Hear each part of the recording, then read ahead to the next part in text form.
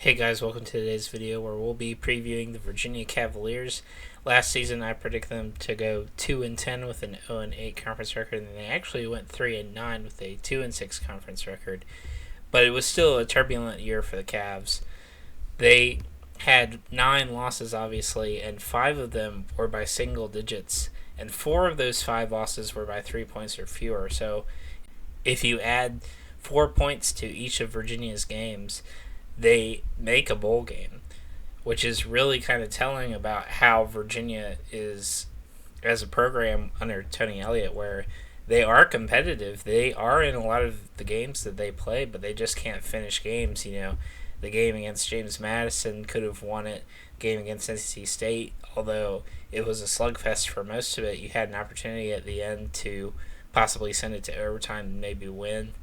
And then even the game against Louisville, you were in that game for a long time, and they were eventually the ACC runner-up, playing in the championship game. So really, you're competitive in these games, and you can be competitive in the conference if you can find out how to finish these games. But let's get into departures. There's one main one, and that's wide receiver Malik Washington, and then the arrivals Chris Tyree and Andre Green for wideouts. The main problem that Virginia had last year was that they had defensive problems and offensive inconsistency between Musket and Colandrea. They have plenty of talent with their offensive line. They have 4 starters returning. They have, like I said, capable quarterbacks.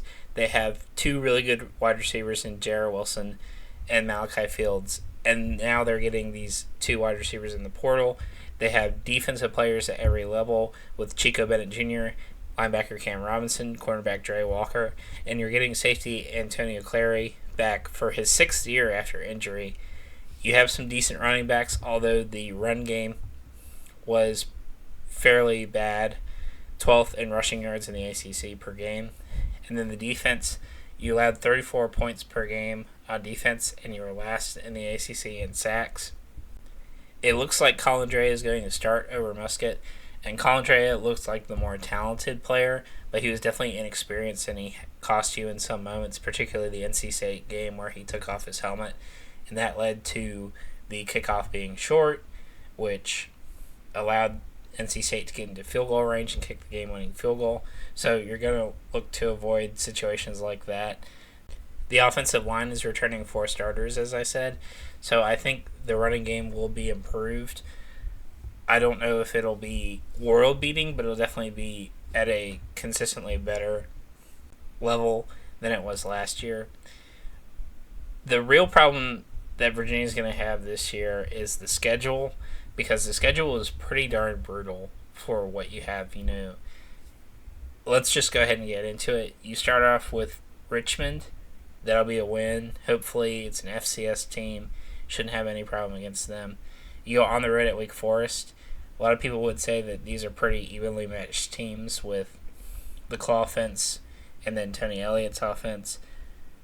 If you were at home, I would definitely pick you in this game, but since you're on the road, and I think Wake will be a little bit improved from last year with Hank Buckmeyer, and they still have those weapons with Donovan Green and Damon Claiborne and some other wide receivers that are going to step up for them, I think you take the loss. You played Maryland at home. You were in this game for quite a bit of the match last year, and you just let it slip away. And I think this year you actually hang on and beat them. You beat the Terps. You go on the road after that to Coastal Carolina. They lost Grayson McCall, and they kind of struggled without him. I think they'll struggle again this year, and I think you get the win. And then you have your bye week. You take on Boston College, and this is what I'm talking about with the schedule being pretty brutal. You have Boston College, who I think is going to be a fairly decent team.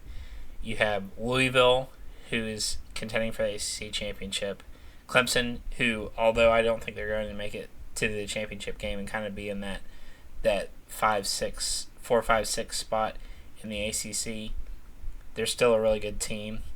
You take on UNC, who, even though you beat last year, it's not Georgia Tech situation where they've just been dominating UNC year after year after year. They really overlooked you, and I don't think they will again.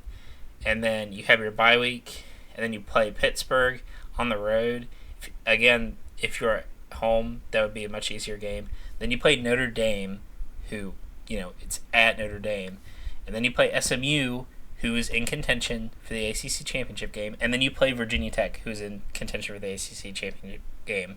So really you have 4 really strong contenders for the top, 5 spots of the conference in Louisville, Clemson, SMU, and Virginia Tech. So that's 4 automatic losses right there.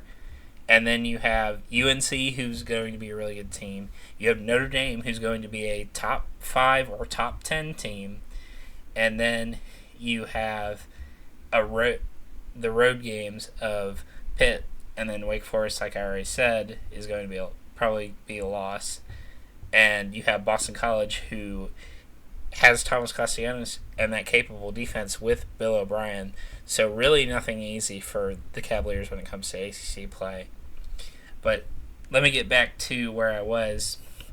You take on Boston College, and with Thomas Castellanos and that very capable defense that we saw last year, I think Bill O'Brien is going to have them be a really exciting and fun team to watch, limiting Castellanos' turnovers that really cost them a lot last year, and I think they beat you. And then you take on Louisville, who is going to be a really, really good team. You had a fairly close game with them throughout most of the game last year, but again, I think you take a loss. On the road at Clemson, Death Valley is a really hard place to win. Still, with all the doubts that we have about Clemson, or at least that I have about Clemson, you are taking a loss there. You take on UNC, who won't be overlooking you this year. They're looking out for revenge. They have Amarian Hampton, one of the best running backs in the country. And one of the worst things last year for Virginia was their rush defense. So I have to hand you a loss there. You then have your bye week. You go on the road at Pittsburgh, who I think is going to be very much improved. I wish this was a home game, similar to the Wake Forest game. I wish this was a home game, because then I would be very confident in giving you the win. But I think you take a loss to the Panthers. You go on the road at Notre Dame, automatic loss. That's one of the hardest places to win in all of college football. They're going to be a good team again with Riley Leonard and all the talent that they have. You take on SMU with Preston Stone. Even though you're at home, that's going to be a very tough offense to stop, especially with the defense that you have. Even with all the talent, I know Chico Bennett Jr. is a great talent, and Cam Robinson and Dre Walker and Antonio Clary, like I said before we got into the schedule. But still, really hard to stop those Mustangs this year. They're going to put up a lot of points. You take a loss, and then you end the year with a rivalry game at Virginia Tech, which is just a tough game for you no matter what, without it even being a rivalry game. But they have a really experienced team, 20 of 22 starters. You're on the road at Lane Stadium. They may be in contention for an ACC championship game going into this game. It might be a must-win for Virginia Tech to punch their ticket to Charlotte, and I think you take a loss, even if that isn't the case. But a very rough year for Virginia. I wish they had a much easier schedule. I think they would easily beat Pitt at home, Wake at home, Stanford at home, Cal at home. I think they could beat a couple of these teams on the road like Pitt and Wake. But, winning on the road is one of the hardest things to do in college football. And I have to give the edge to these other teams. I think Virginia is going to play very hard throughout the year. And I think a lot of their games will be close throughout the year with what they were able to do last year. But it's just how the schedule fell. It was really unfortunate.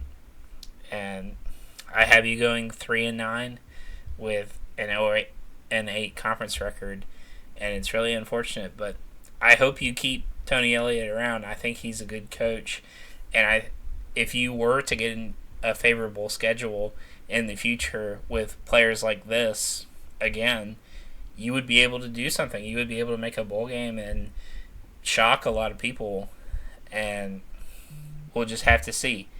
I want to thank you guys for watching today's video, and I'll see you next time.